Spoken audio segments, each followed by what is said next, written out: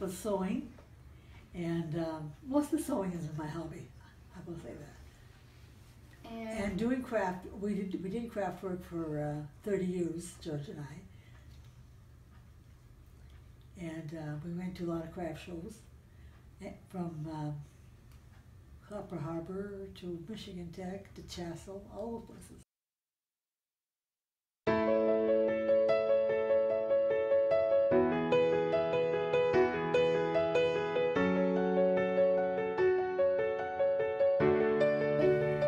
My husband, he was one of 5 boys in a family, and he went in service 3.5 years, and then he graduated from high school in 1937, and I met him and we married in 1948, and he never really in the beginning had real good steady jobs. Then he got one with CNH, and then of course they closed, and then he ended up being here a caretaker at Our Lady of Mercy, and he did a lot of fishing and hunting, and I followed him a lot when I could.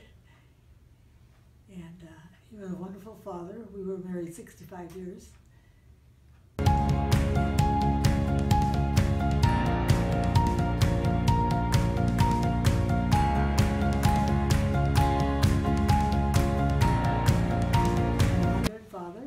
My father, when he was 12 years old, ran away from home. His mother had died, and he said his father remarried, and he married a witch. So what he meant by that, I really don't know. And I don't know how long before that his mother had died. So at 12, he left home, and he ended in New York State in a lumber camp. And he made out he was 16 years old and worked at lumber camps for 30 years of his life. Now, through all this, we knew nothing about his life in any way until he married my mother. He and my mother got married in 1916, and she was 34 years old and he was 42. And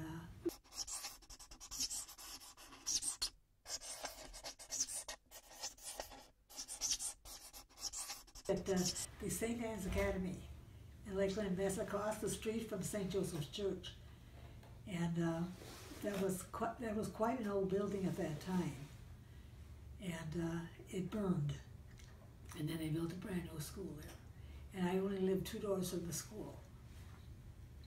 They had the 8th grades there, but it was a real old building. So, now the new one was, I graduated there from 8th grade and then went on to high school.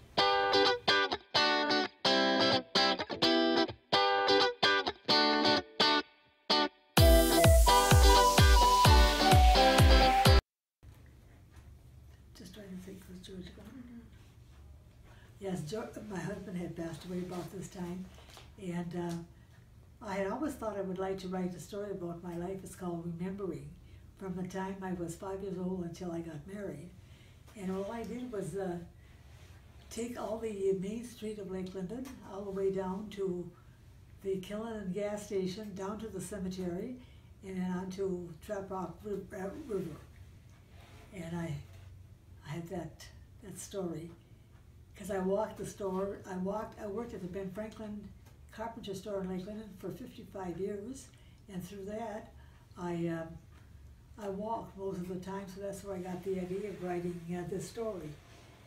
And what happened, when my sister and I were born, we were both born in the Lake Linden Hospital, and that was the only hospital in the Copper Country. So we feel fortunate to have that happen, because a lot of children were born at home. They had midwives, and that's the way that went.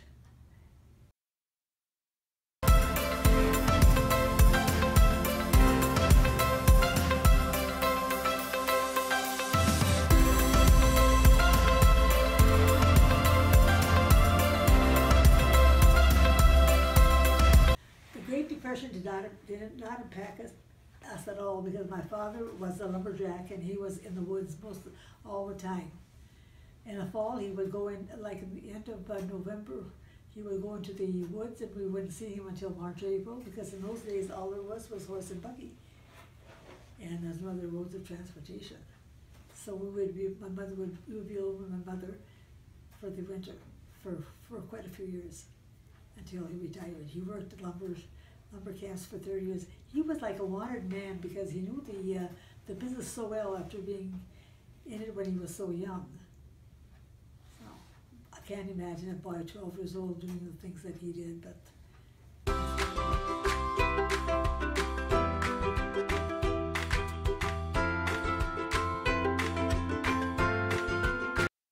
And not heard very much. We mostly grew up in our own backyards, and we had swings, and my father had made us a playhouse. He was a very talented man in woodworking. He could make us a lot of toys and things. And in 1927, we had a car. We had Oakland that was bought at McClure's garage in Calumet. And then later years, my father bought a truck. He bought 2 lots of property at Bootjack. It was right by the Warless store down there, and he built us a cottage. He bought a truck, and he bought an old store in Dollar Bay and tore it down and built the whole cottage on his own. All he had was a saw, hammer, and nails. And of course, in those days, there's no outdoor toilets either. So that was, we thought he was a very talented man for what the education he had. He only went to school. I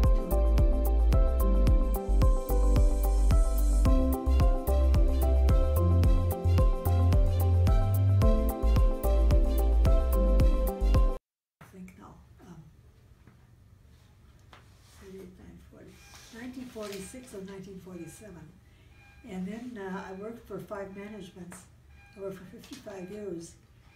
And during that time, I got to do buying. I used to go when the Pierce hardware store, Mrs. Pierce was a carpenter. The store was called Carpenter's Store. They would send me to Chicago to do the buying for all the merchandise, and that was during World War II. So the merchandise came in, and that's what we had to do. We had to be down there to buy it when it came in.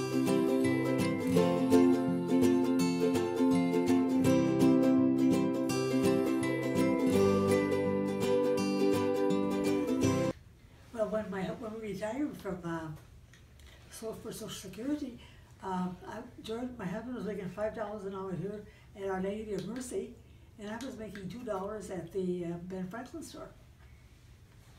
And that was hard on us when we retired because our income was very low.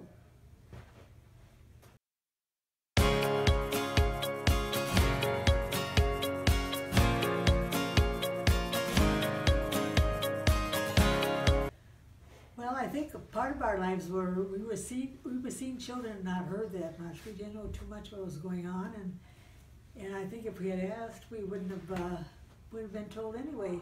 And when I look back and had all these years alone, I think they did not have the education, but they still had a lot of pride in themselves. They worked hard, and I think they used their hands and they used their heads a lot, so they really made it. Yeah, so. But it was a different style of life for us children. We had a car and we had a telephone, but we had no refrigerator.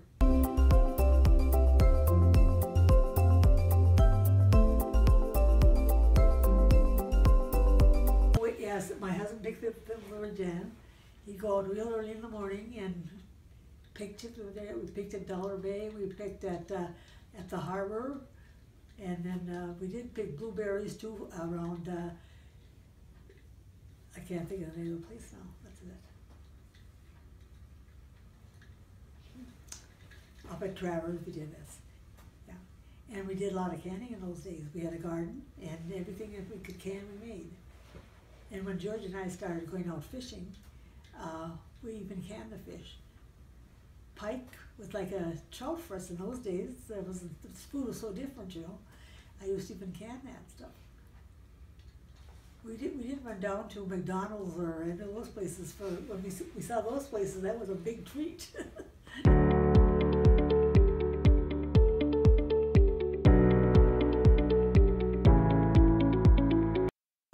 I don't think for myself. I mean, I don't think you're going to talk about it. A nursing home is wonderful. But when you have your right mind and you think you could live by yourself, you just can't. You just have to figure something out. So I just have to make up in my mind that this is my home and do what I can to enjoy it. And I have friends, still have quite a few friends yet. So that's what I'm living on. It's special to me just since I've seen you twice now. I just love you. And that is the way I can think about people. I can see them, and if I see them, I can tell you right now if I'm going to like them or not. And that's the way it was when I worked at the store.